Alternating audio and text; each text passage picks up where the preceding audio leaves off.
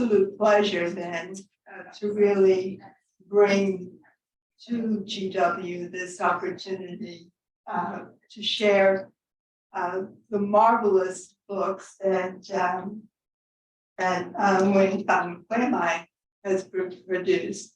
In particular, I loved her previous book, The Mountain Sing, and we are now here to acknowledge and celebrate her new book, Dust Child. Born and raised, let me note that born and raised in Vietnam, Dr. Nguyễn Phan is the author of the international bestseller, The Mountain Sing, which has been honored with many awards, including the 2021 Penn Oakland Josephine Miles Literary Award, the 2020 Book Browse Best Debut Award, and runner-up for the Dayton Literary Peace Prize. She has published 12 books of poetry, fiction, and nonfiction in Vietnamese and English. Her writing has been translated into 20 languages. Her new novel, Dust Child, published just 2 weeks ago, has been selected as a best book of 2023 by Reader's Digest and Cosmopolitan, a best book of March, spring 2023 by the Los Angeles Times, by Amazon, the Library Journal, the Chicago Review of Books, Ms. Magazine, Book Page, and Apple Books. To begin with, it has also been voted by booksellers around the country as an indie next great read. She advocates for the rights of disadvantaged groups in Vietnam and has been chosen by Forbes Vietnam as one of 20 most inspiring Vietnamese women of 2021. And I'm sure you will come away wanting to add to that accolade. I know you're anxious to hear from Quay Mai, and her remarks will no doubt spark many questions of your own, and we'll be sure to give you that opportunity. But let me first note something. Your novel weaves the stories of Dan, a helicopter pilot in Vietnam, who's dealing with the demons of regret for his actions during the war when he was deployed, with Trang, a good girl from the countryside who takes a job as a bar girl to help pay off the debts her parents incurred when they fell prey to a con man. And finally, Phong, the son of a Black American serviceman and a Vietnamese woman who was abandoned at an orphanage and grows up for being bullied and chastised for being the son of the enemy, so to speak. All three face a difficult journey and dealing with the consequences of decisions they made under extreme circumstances. And you mentioned to me receiving a wonderful statement from Kirk Kellerhaus. He's the co-founder and president of the Southeast Asian Coast to Coast Foundation, Intersection. His documentary is about Amerasian children, and it won the Best Inspiration Film at the 2022 Cannes Film Festival. I'd like to read the quote that he sent to Quay Mai, and I think it'll give you a sense of the importance of this book. As an adopted Amerasian orphan from the Vietnam War growing up in America, I became cognizant of all the negative connotations attached to my Amerasian heritage, hence spent many years of my life denying my roots. I concealed my ethnicity and identity as a bully, a dust child. As I began to read Nguyễn Phan Quay Mai's novel, I felt something I had never experienced while reading a book, a profound connection with the characters in this novel as they relate to the experiences of my own birth parents. whom I thought were dead and whom I found when I was 47 years old. Some hidden details of my life miraculously mirror what happens in this book. Dust Child is more than a book to me. It is much needed reconciliation and healing. Bye-bye. What led you to engage in this topic? Thank you so much. It's a great honor to be in conversation with Professor Lita Ya. So first of all, I want to thank you for the work you have been doing for Vietnam, for Vietnamese people. Some of you might know that Professor Ya has been, doing so much for us. And during the war, she did a great amount of work to protest against the war and to bring peace to Vietnam. So you have saved lives. Thank you so much. And thank you to all of you for being here. It's my great honor to be in Washington, D.C. today. I had a lot of fun seeing the cherry blossoms in bloom. So, we are blessed with great weather, and I'm so happy to be here with you. So this, I was born in Vietnam, and I grew up in Vietnam. So several children in my neighborhood were mixed race children, and I saw the discrimination they faced. And then in 2015, when I worked as a journalist, I helped people find each other.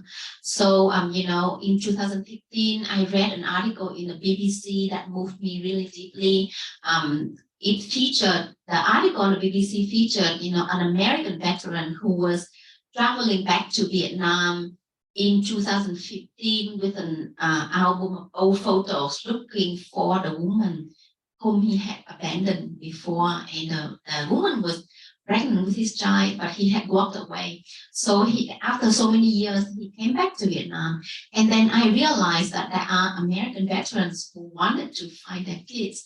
So through an organization that helped facilitate the search of American veterans, I reached out to them and interviewed a few of them.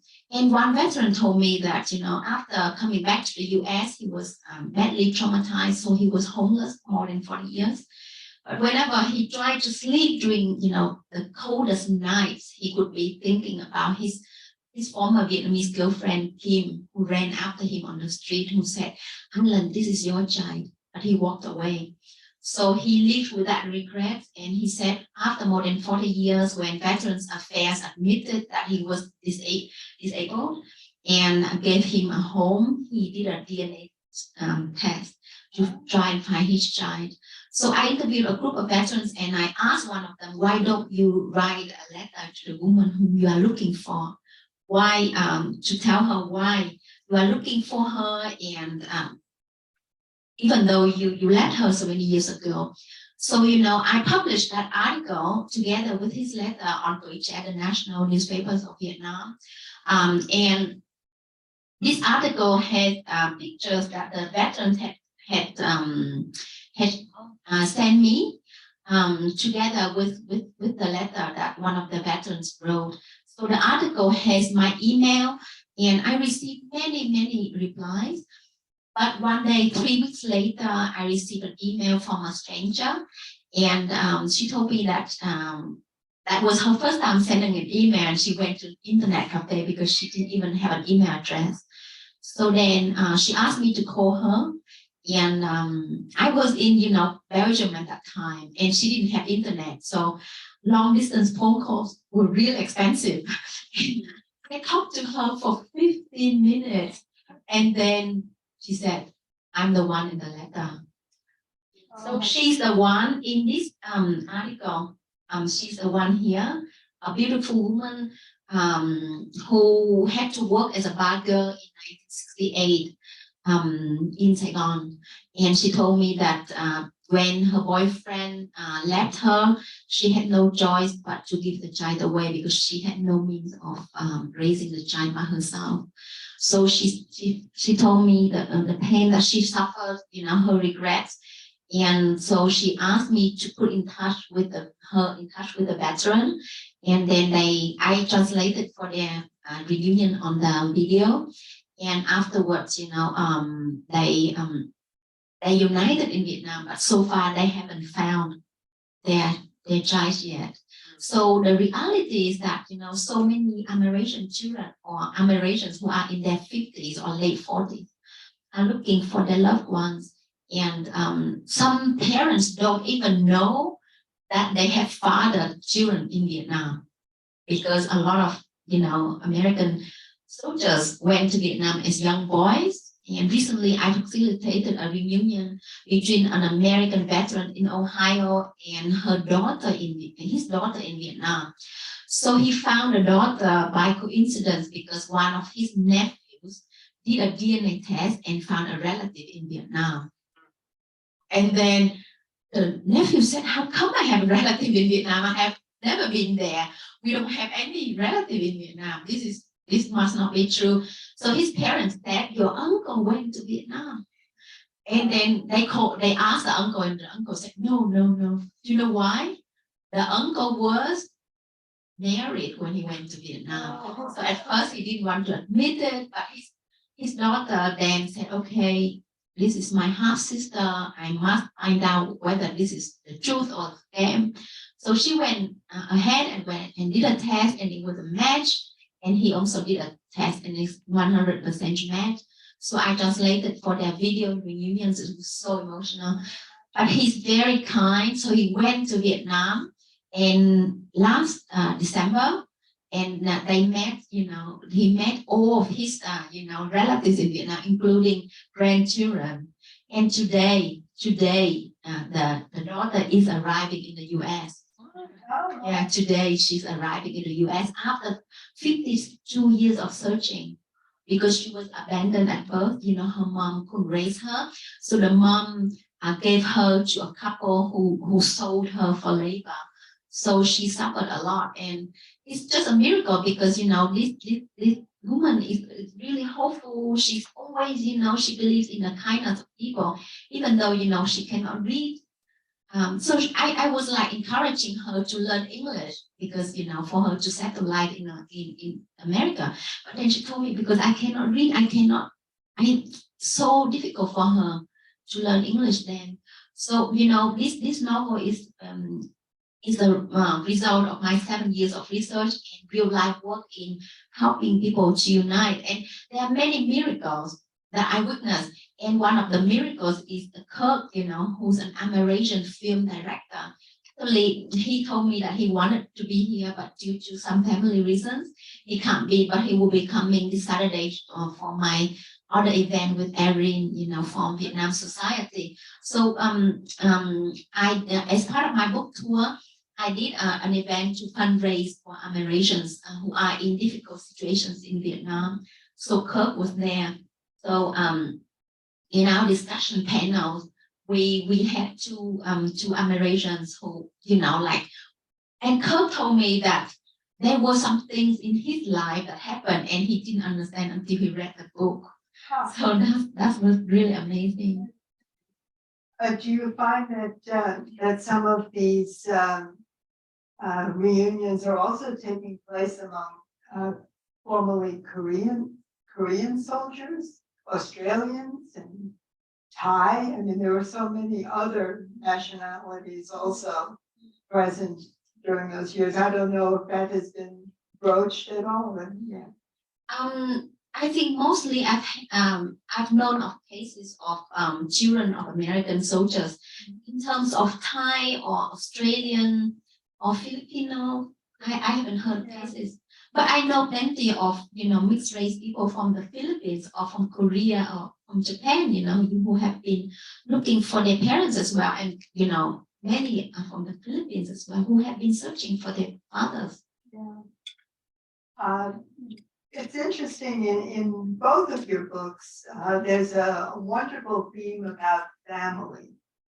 You often show scenes of, families having meals together, enjoying nature together, having experiences of, doing rituals for the ancestors and the ancestors. So the family is a continuity, and yet also including the ancestors. And yet, throughout history, and one also sees in your current book, there are times when these families are torn asunder by violence and separations. And yet you also have imagined families. In Dust Child, we see a yearning for certain reconstituting families. How did this theme of the family become so important to your work? Thank you for your question. Actually, you know, I wouldn't be here without my parents who love me unconditionally. You know, my parents are my heroes. You know, they went through a lot of challenges, but they always they are inspiration to us, because they have always told me that regardless of what happens, I need to continue to study. You know, they did everything so that I could continue. I could pursue further educations. And you know, I was born into the Vietnam War 2 years before the war ended, and I grew up in poverty because, you know, under the American trade embargo, things were really difficult. But my mother made sure that I was rich in the soul. You know, she fed me a lot of lullabies, poetry, and stories. And you know, and my parents instilled in me the values of family. That no matter who we are in the society, when we come home, we have our family being our foundation for us to lean on. So, you know, I think because I love my family, I think this is shown through my work, right? I had a discussion with some students in Las Vegas as part of my book tour, and I said, I read both of your book, and I noticed that the family values are so strong and similar to your question. Yeah, definitely. Also, family resilience. Yes. You know, and another thing that I just love about your writing is the very artful way you're able to tuck in nuggets that introduce the reader to Vietnamese culture, many aspects of Vietnamese culture and traditional practices. For example, Chung, one of the protagonists in Dust Child, teaches her boyfriend, Dan, the American helicopter pilot, about removing his shoes and setting up an altar for the laughing Buddha and recognizing ancestors. And she introduces him to new foods and explains the meaning and importance of diacritics, you know, that signal the different tones in the Vietnamese language.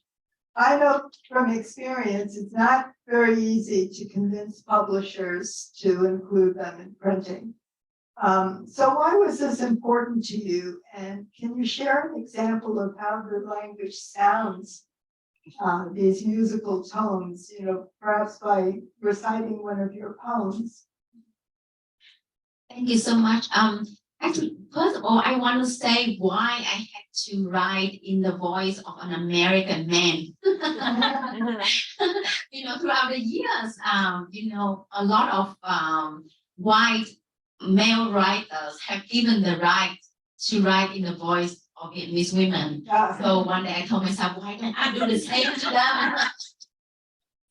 But it was really challenging because for me, as someone, you know, who learned English from my 8th grade and to try to write not just in the voice of a white man, but a traumatized helicopter pilot. So I had to learn a lot about, you know, helicopters, and also I researched into PTSD and trauma. And I mean, I couldn't have written the voice of Dan without my years of working with veterans. First of all, I translated poetry and prose written by American veterans. And recently I had the pleasure of translating one of Ron's anthologies, Waging Peace for Vietnam. So, you know, this is an important anthology that documents, you know, the writing of veterans who came back from the war and became protesters of wars through their writing. So, you know, through my years of working with veterans, I learned a lot from them, and also through my years of working as a translator. But you know, I mean, I accompanied veterans during their visits to the homes of their former enemies. I also went to their former battlefields. So I mean, you know, like I used to be a film producer and a film director told me you cannot make a good film unless your hands tremble behind the camera. So, you know, I wrote this novel with the tears that the veterans shared with me. I remember I was translating for a poetry reading between, Vietnamese veterans and American veterans. And with poetry, you really open your soul. You become so honest and intimate with each other. And then one veteran cried to me after the reading. He said, "How come Vietnamese people are so welcoming?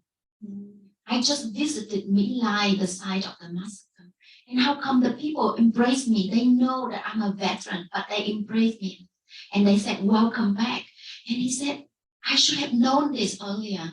For more than 40 years, whenever I dreamt about going back to Vietnam, I dreamt about people running after me on the street with a knife." And I mean, you know, being in Vietnam, then he knew that we welcome Americans, you know, especially those who come back to offer healing and offer support. So, you know, I couldn't have written then without those real life experiences. And also, you know, with the voice of Trang, I enjoyed, you know, writing about her a lot, because you know, in Hollywood movies about Vietnam, normally bargirls are seen as victims, as those absent of trauma and absent of agency, and who need American soldiers to rescue them, and him to show that, you know, these bargirls, they are poets. Trang is a poet, even though she's a bargirl, she's a sex worker, she's a poet, and she memorizes the tale of Kiều, the Vietnamese epic with more than 3,200 verses, and she tries to save her American soldier.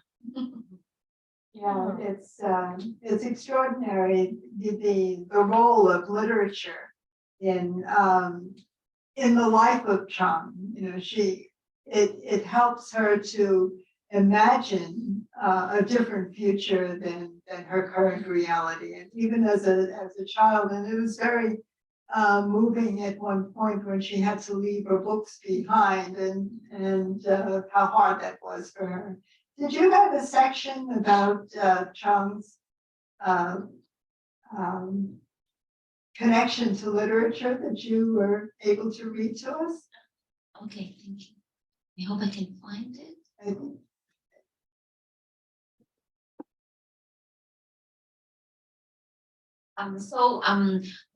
This novel is told in the voices of 4 people, and 2 of them are sisters. So the reason I write in the voices of the sisters is that, you know, sometimes when you miss something in your life, you make it up as fiction. I need a sister because I don't have a sister, so that's why I had to invent a sister in this book. So Trang and her sister Quỳnh go to Saigon, and this is what happened. Trang studied and practiced new English words every day with Quỳnh and her customers, being American soldiers. She watched all the bargirls and learned tricks to charm the Americans. She winked at them, swayed her body, and let them touch her if they bought enough liquor. She walked away from a man if he didn't buy enough drinks. She started earning more money from tips. Each evening, after coming home from work, Trang would scrub herself with a scented soap bar to remove all the filth. Then she would curl up on the floor next to Quỳnh with a book. She reread the ones she had brought from home and devoured new titles that she had purchased. The stories transported her into another world, purified her. As she traveled into women's tales from ancient times until now, into the lives of the Trinh warrior sisters, the Empress Nam Phương, and the poet Hồ Xuân Hương, she absorbed their strength. And she learned from Quỳnh, who considered their time at the bar as pretense, a performance, and snored like a farmer after a day of hard labor as soon as her head hit the pillow. So you asked me about the dialectics before and whether I could read one of your poems. Sorry, sometimes, I answer differently. You had a very good side comment, so that was well worth listening to. Go ahead. So you mentioned you mentioned that in one of the books that you are getting published now, it's hard to convince your publisher to adopt the Vietnamese diacritics, and this is the reality. Publishers said, we want to follow the standard, the norm, and the diacritics make it difficult for readers, and some readers do reject the diacritics, the use of diacritics. So when I first published The Mountain Sing, I had to make a difficult decision whether to abbreviate my name into 2 words and remove the diacritics to make it easy for people to remember. If so, I would sell more books, right? Because people could remember my name if I abbreviate like something easy to remember. But then I told my publisher I would rather sell less books, but show respect to my culture, because throughout our history we've been colonized. Our language, whenever it's published as part of the English text, the diacritics are stripped away and to please the eyes and ears of the Western readers. And I think this is a form of colonization. And without diacritics, you misspell Vietnamese words. So for example, one of the words in my name, Quế, can you say Quế? Quế. Quế means cinnamon. So my parents named my 2 brothers and I, ingredients of the Vietnamese traditional medicine, so that we could always stay healthy. So one part of my name is cinnamon. But if you strip away the diacritics, it becomes que. Can you say que? Que. Que means a stick. So from cinnamon, I become a stick. So that's why diacritics are so important. They are as important as roof of the house. Yeah. So you asked me about a poem. Of course, I have to talk about my poetry. This is my poetry book, The Secret of Hard Sand. And I think this book is a miracle because I worked on it at the request of an American veteran. His name is Bruce Weigel. He's a finalist for the Pulitzer Prize, and Bruce fought in Quang Tri in Vietnam in the year 68 and 69. And he came back to the US and he used his voice to protest against the war. And so I was translating for years. I was translating American poets like Bruce, like I translated essays of Larry Hanneman and many veterans who were returning to Vietnam. And one day I was translating and reading at a conference, and Bruce said, "Why don't you translate your own poetry?" And I had forgotten about that. So then with his suggestion, I went on to translate my poem. And it took us years, but this poem, this anthology was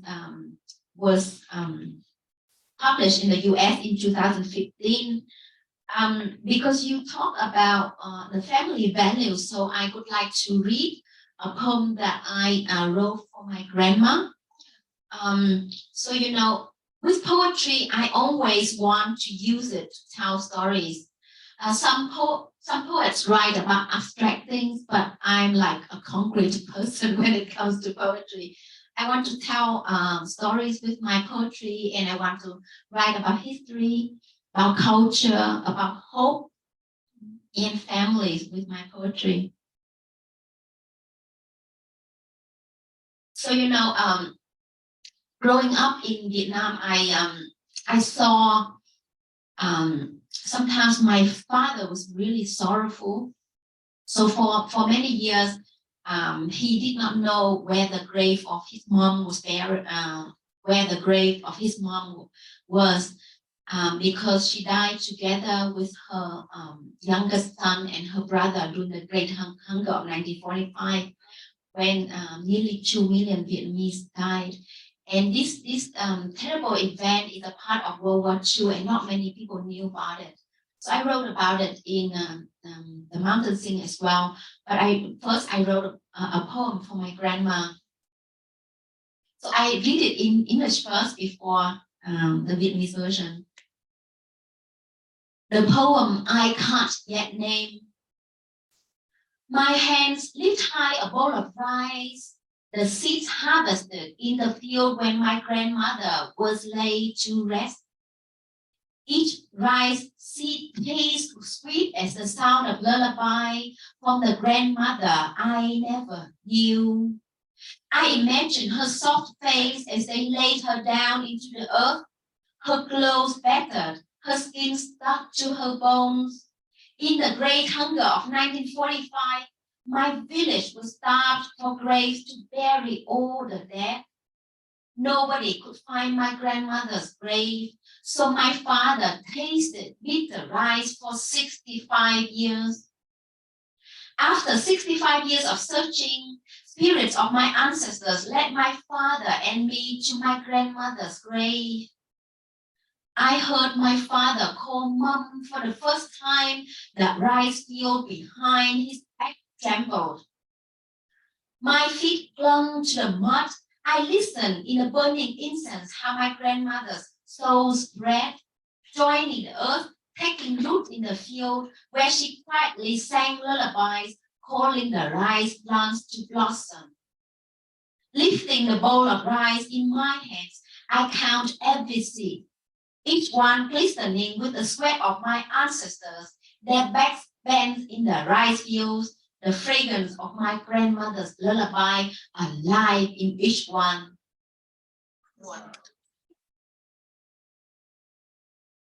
Bài thơ chưa thể đặt tên. Nâng bát cơm trên tay, những hạt gạo gặt từ cánh đồng, bà tôi nằm xuống. Từng hạt gạo ngọt thơm như lời ru của bà, người tôi chưa hề biết mặt. Tôi hình dung khuôn mặt bà mềm mại khi bà được chôn vào lòng đất, quần áo tơi tả, da bám chặt với xương. Trận đói năm 45, làng tôi đói mồ chôn xác chết. Mồ bà không ai biết, bát cơm đắng miệng cha tôi 65 năm. 65 năm sau, hương hồn tổ tiên dẫn cha và tôi đến trước mộ bà. Lần đầu tiên tôi nghe cha gọi mẹ, cánh đồng lúa sau lưng cha rung rẩy. Hai chân tôi gắn chặt vào bùn, nghe trong khói hương hồn bà lan tỏa, bám sâu vào đất, mọc rễ vào ruộng đồng. Bà se sẻ hát ru gọi lúa ở chỗ đồng. Nâng bát cơm trên tay, tôi đếm từng hạt gạo, từng hạt óng ánh mồ hôi của tổ tiên tôi còng lưng gieo gặt. Từng hạt óng ánh thơm lời ru của bà tôi đơm lên từ lòng đất. Ngoài kia trong hoàng hôn, lời ru bà tôi khẽ khẽ chỗ đồng.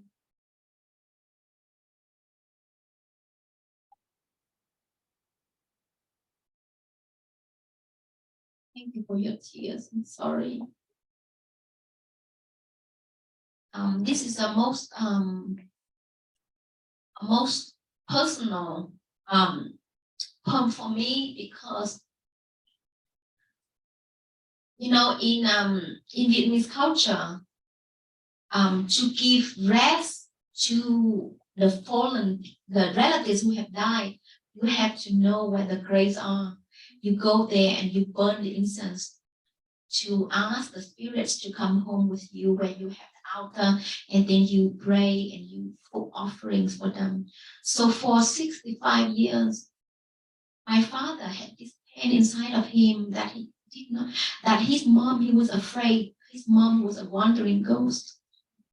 So we found my grandma's grave by a miracle, by my aunt going to a fortune teller. And then it's a long story, but I would say it another day. And you can truly appreciate the beauty of the Vietnamese language when you hear the music recited in poetry especially, but to remove the diacritics and not give space for those tones in that music, it is criminal. I hope every publisher from here on in gets the message. And speaking about music, you also reference a lot of moments of where music, is brought to console the troubled soldier, a lullaby sung to them, or children, or you're also the music that is done for. I especially remember the part in the novel, and I won't tell more about this because we don't want to give away the story. But at one point, a northern Vietnamese soldier is he's late at night, he's just trying to stay alive and survive in the forest, in the jungle, and he consoles himself by turning on his tiny radio and listening very closely to classical music broadcast by a Saigon radio station. And the enemy radio station. And he has to keep it close to himself, but it helps soothe his soul. So, how do you see, and of course, the lullabies that are sung, how do you see the importance of music in Vietnamese culture? One of the reasons I had to write English is also to present Vietnam beyond the war. Vietnam is a country with more than 4,000 years of history and culture. And we have wonderful music, not, so many different types according to the different regions. So I had to bring that into, my novel, because music really provides the pathway to joy, healing, and to humanity, because we humans everywhere shares our love for poetry, our love for music. And this story of how the veteran, he listened to the radio of the enemy in secret to be able to listen to music was told to me by a well-known Vietnamese writer. His name is Trung Trung Deng, and he's still very traumatized in the war. And he told me that until the current days he cannot sleep in a room with a helicopter with a fan above his head, because he would think about helicopter pilots, chasing him, shooting him during the war. And then when I recently met him in Vietnam, he told me this incredible story about, about him being in the jungle during the war. And he said the only thing that kept him going was his longing to return home to his parents, and also the music that he heard at night.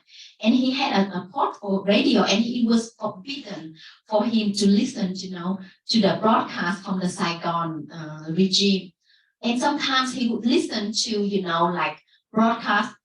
Once they even broadcast that he was killed in action, because people use different information to mislead the enemy, so his mother actually believed that he had died by listening to this Saigon radio, but he had to listen to it because there was music after midnight, classical music, and he had to turn it down so low so nobody could hear him. And he described to me how he heard that radio during darkness, after midnight, trying to survive based on that classical music that he heard.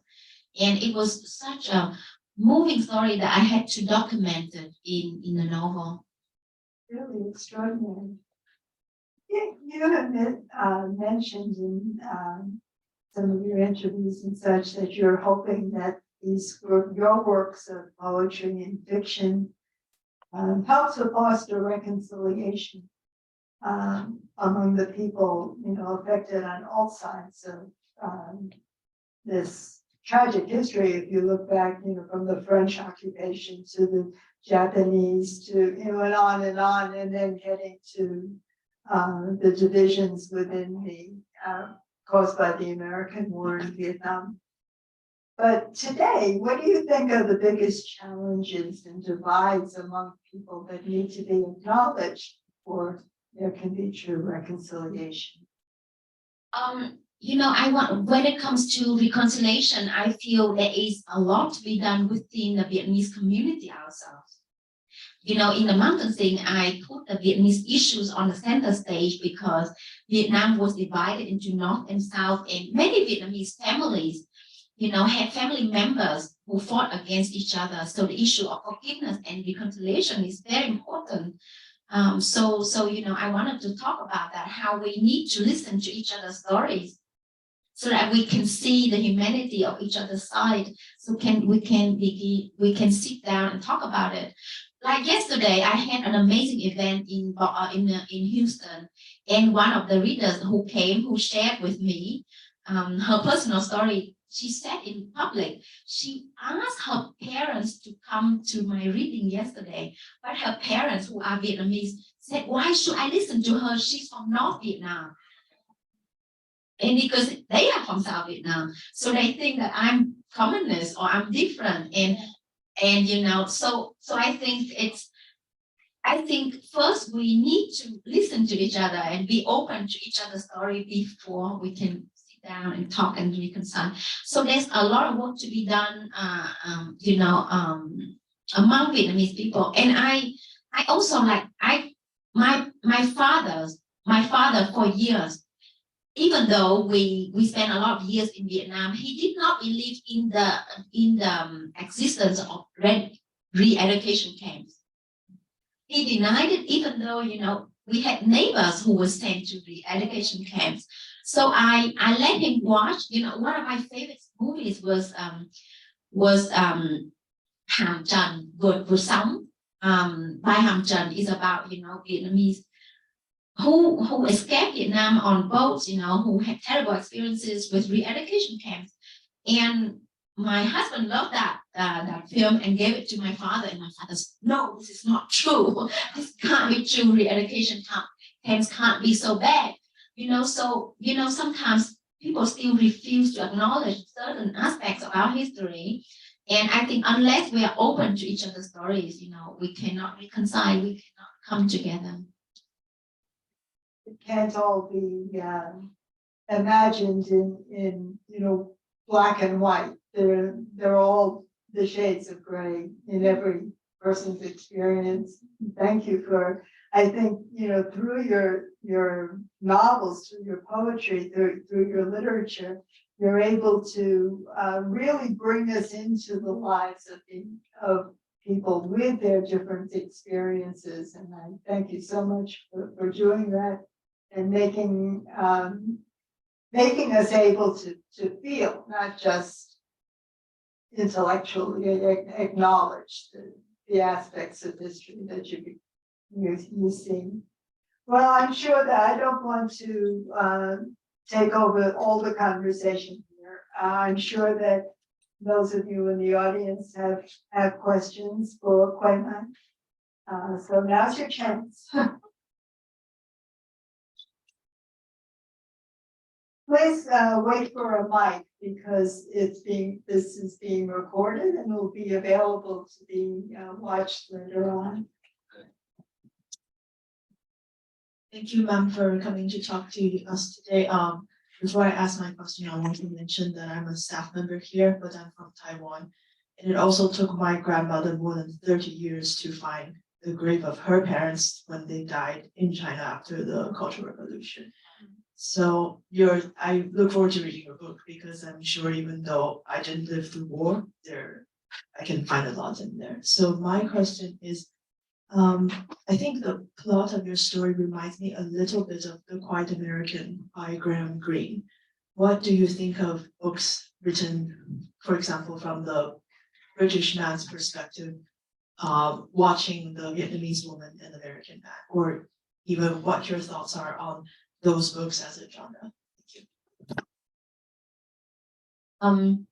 Thank you so much for your question. And first of all, I'm sorry for your loss and for what happened to your grandparents. Graham,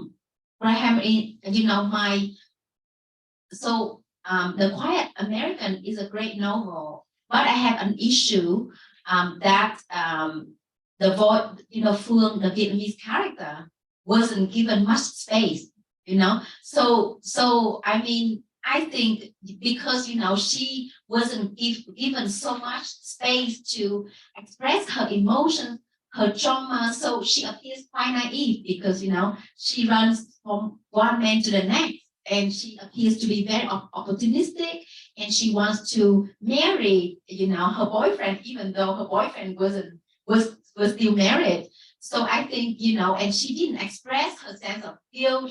So because Graham Greene wrote Phương that way because she didn't have so much space to tell her own story. So with my novel, I was determined to give the two Vietnamese women more agency, more space to tell their own story, and also to show their complexity, their trauma, their inner conflict, and their willingness to change the fate, and stand up for themselves, and not to wait for white men to rescue them, but offer help to white men instead.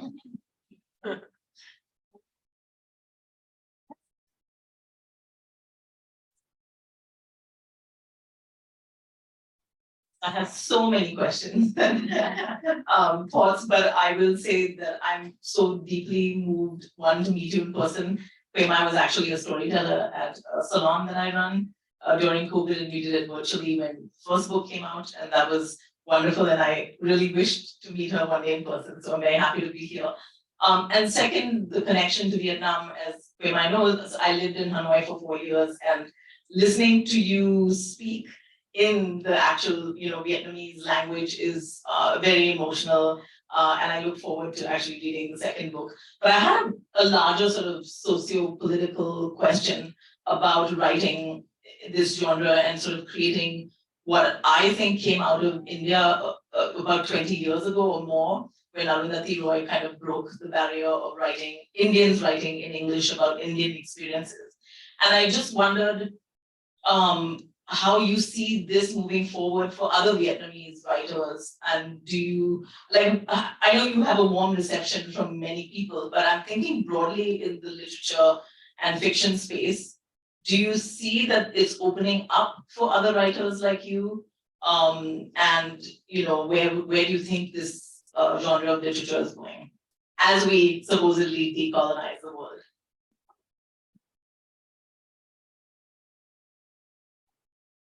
Thank you so much, Anthony, for being here and for the amazing work you have done to support my writing, and as well as the writing of other writers. So I have seen recently, I've seen changes in in writings about Vietnam, where even non-Vietnamese writers are using diacritics. I think they are encouraged to see that because books like The Mountain Scene can be successful with the adoption of diacritics. They are more encouraged to use it. Now it's quite standard for newly published books about Vietnam by Vietnamese or diasporic Vietnamese writers to endorse the use of the diacritics. So I hope this will set the norm, like there's no dispute about that. But unfortunately, I have seen so many books published recently from diasporic Vietnamese writers, but there are still very few stories, from Vietnam by Vietnamese writers, set in Vietnam. So I think the greatest problem is translation. We have a lack of translators, and I'm honored to introduce you to chị Đinh Từ Việt Thúy. Can you stand up, please? she's an amazing translator, and she has spent years, translating Vietnamese poetry and Vietnamese prose.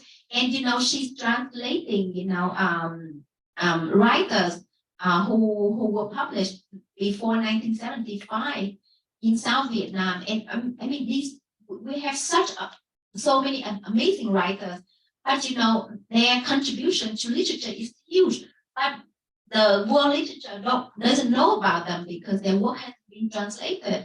The reality is that we have very few translators from Vietnamese language into English, and the work of Chị Thúy is very important.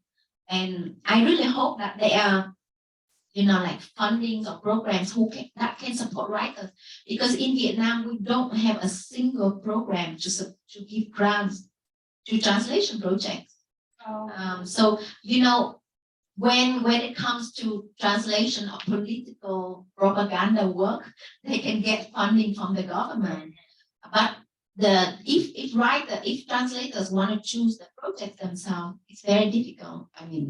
I don't know of any source of funding.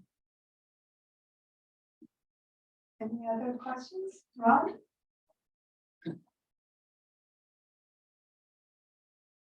Thanks. Well, my question follows up your comments just now of the other question, which is the possibility of your translating your 2 novels into Vietnamese to make them available to Vietnamese readers.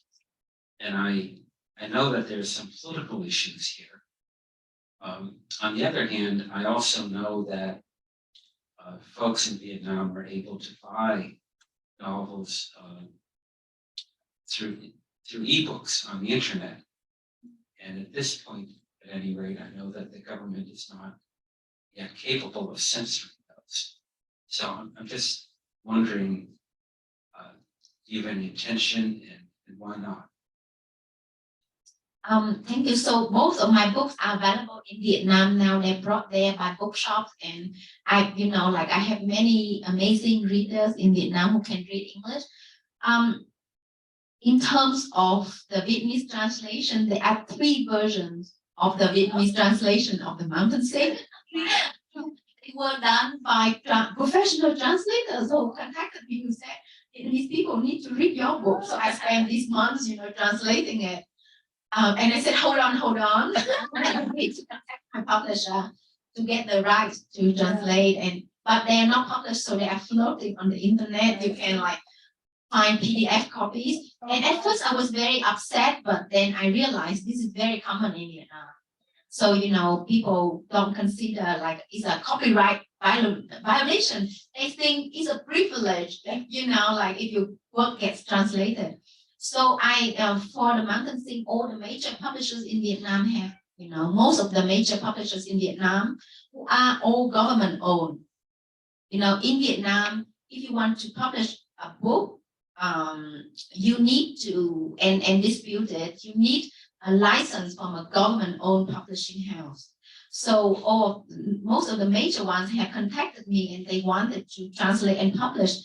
But so I agreed with the women's publishers of Vietnam, but they already gave me a list of things that I have to cut or have to change. So okay. Because of government. Yes, because of the law of censorship. So the thing is, when it comes to censorship, there's no black and white.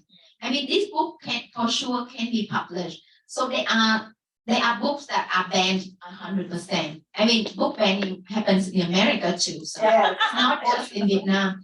But so censorship,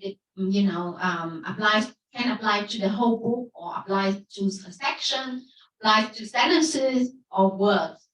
So and because there are no clear-cut rules, sometimes the editors go quite extreme to protect themselves. So, so sometimes they're too careful. I don't know.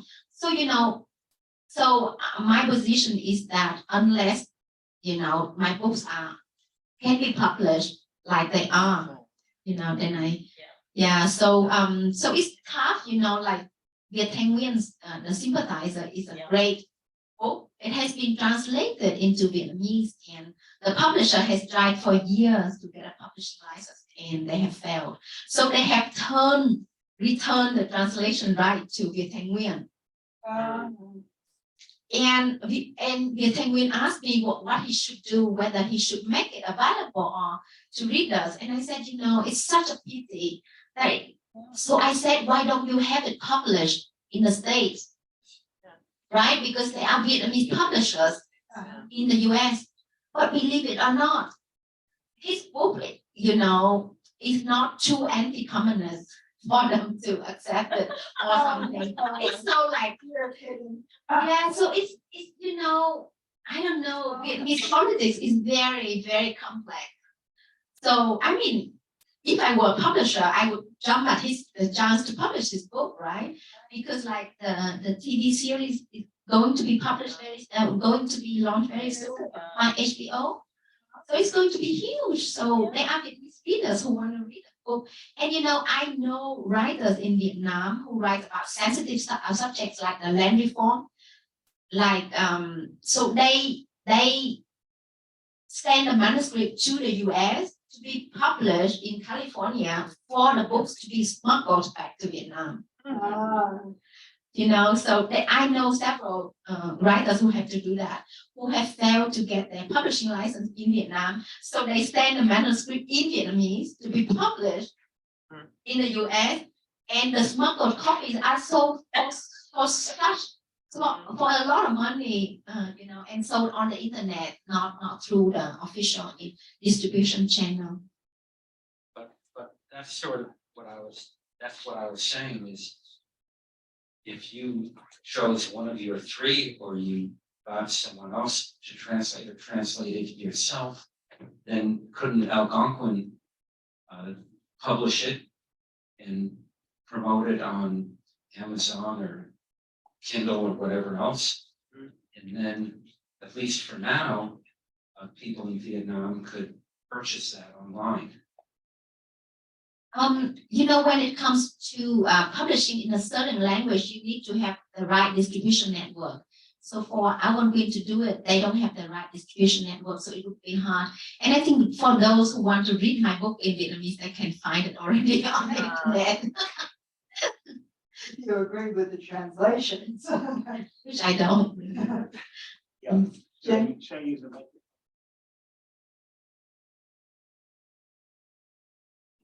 I'm Jim Middleman from American University, and I have two very different questions. I mean, first of all, I want to thank you for painting such a rich texture of Vietnamese culture. It was amazing, different things that you wove into your comments. But I have feelings about the children. That's where my heart goes. What do you think can be done about the discrimination against the American Asian children there? This is a common experience with wartime situations. For example, I'm thinking about the Norwegian women who went with the Nazi soldiers and the discrimination that the children faced. It's a big issue today in Nigeria with the children and the Boko Haram. What is the government doing? What do you think could be done? And the other issue goes to the politics of translation. Gayatri Spivak, the post-colonial writer in the English department at Literature department at Columbia University, has written about the power of the translator.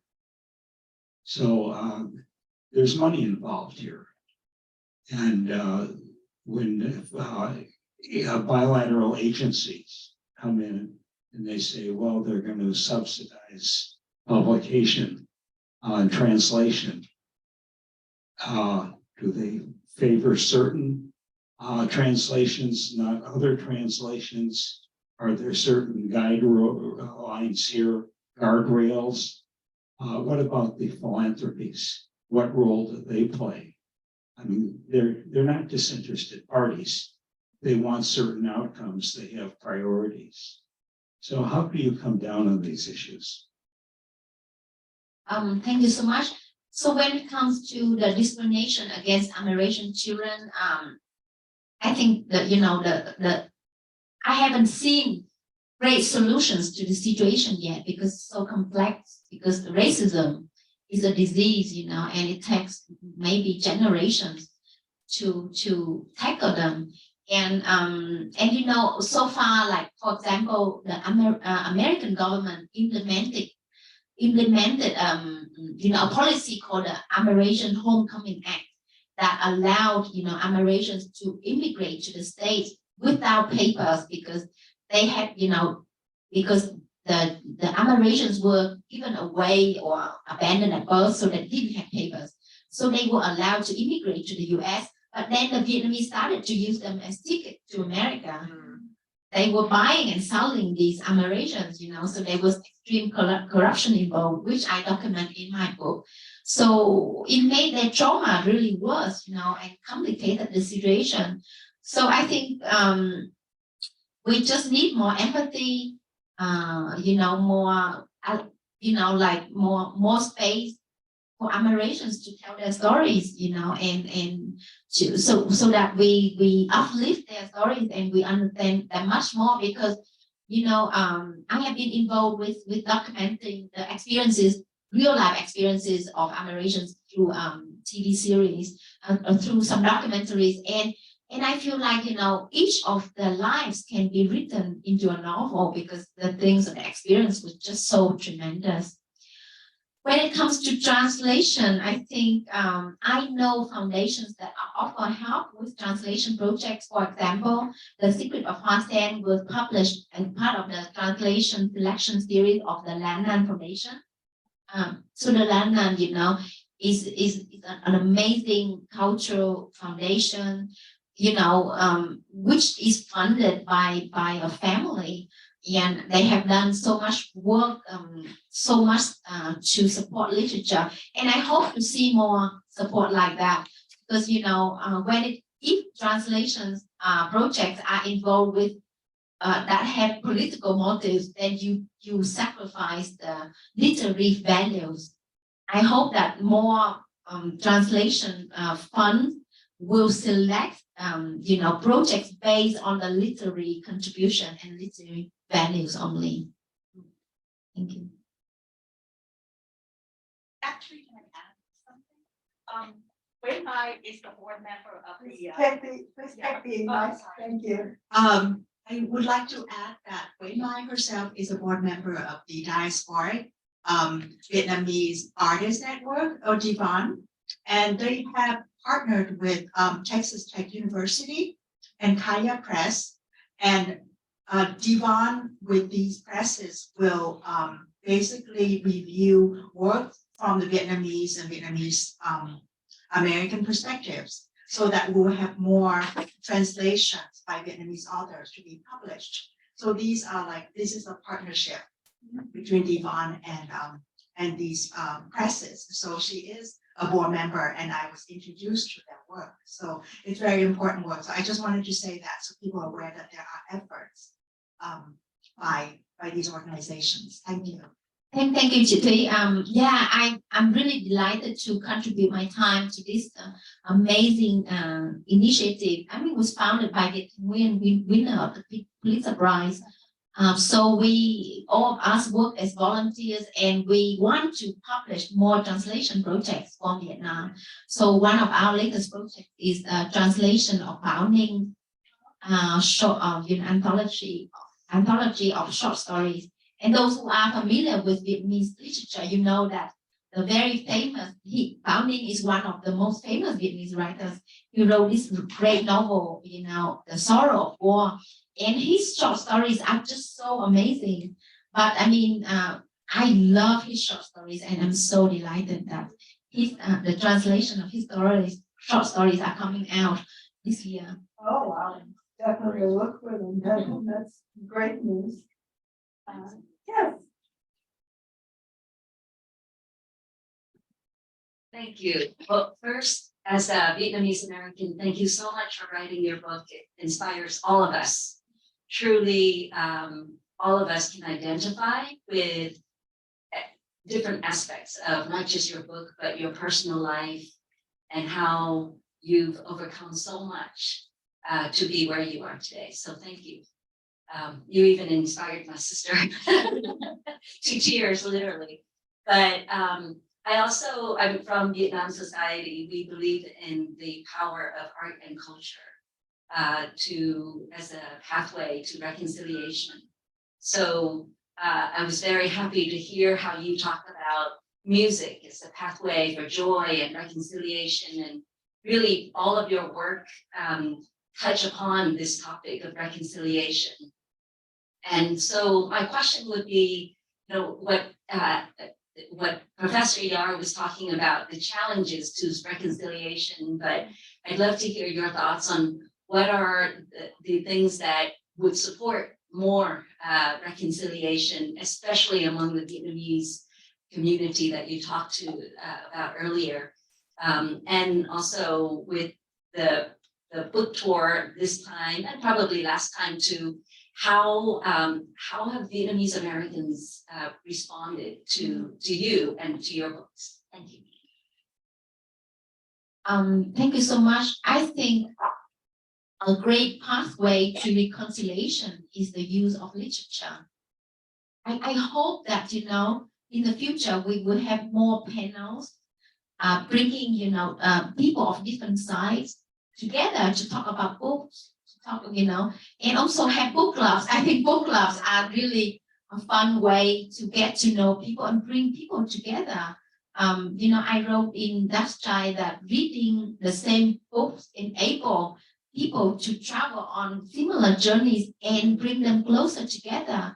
And really, by discussing books, you review your values and beliefs, And I think, for example, if people of different ideas and beliefs read the same book and have the discussion, I feel they would come together in a way, in their common understanding of this book. But it's a complicated situation, right? It's a complicated situation. For me, I have faced, I think it has been just so amazing. I remember the first time I came to the US, in the early 2000s, I went to Orange County to meet Du Tử Lê, the famous Vietnamese poet. And Du Tử Lê, when he had lunch with me, and he said, do you know that the night before I received several phone calls from people in the community who warned me about meeting you because you were born in North Vietnam and you still live in Vietnam. So and you have published there widely, so people warned me that you're communist and I should meet you. So he told me the truth because we had such a great discussion. But then with this book tour, I just had a great event in the heart of Orange County, organized by Vietnamese Americans, who hosted such a great party to welcome Dutch Child. They cooked so much food and they donated a lot of products. So I said, let's do a fundraiser, and we sold tickets. Like the general ticket was $50 that people had to buy because there was a lot of great food, and we donated 100% to benefit Amerasians in need in Vietnam and benefit, profits, non-profits founded by Amerasians for Amerasians. So there were we wanted to do it for 120 people maximum. We ended up having more than 150 people, and we sold out a ticket. And every day people please let us in, because it was so amazing, because it was the whole community effort. People volunteered their time. If you go on Instagram, you could see that the videos was just amazing. There were people who made balloons, who decorated the whole thing. I mean, the food was out of this world. And we had so many types of food. And, we talked about healing and reconciliation through this discussion, because in my book, I talk about, that I have veterans of different sides who come together and talk about healing and reconciliation. So we discuss about that during I think, yeah, food is definitely a key to Yeah. especially Vietnamese food. Yes, food and music. We need it for reconciliation. Absolutely. Anyone else with lively discussion? Miss? Hi, Quay, how are you? Hi, Becky. Becky is a great friend of mine. We knew each other from Jakarta days. from Jakarta. Yeah. Yeah, we spent some time there together. So I know for a fact that Quay has spent a lot of time researching her books. And I just wanted to ask whether you could share your experience in contrast the writing of Mountain Sing with Dust Child. And whether which one was easier to write or what was your process? And then knowing that you find inspiration no matter where you go, do you have ideas for your third book as well?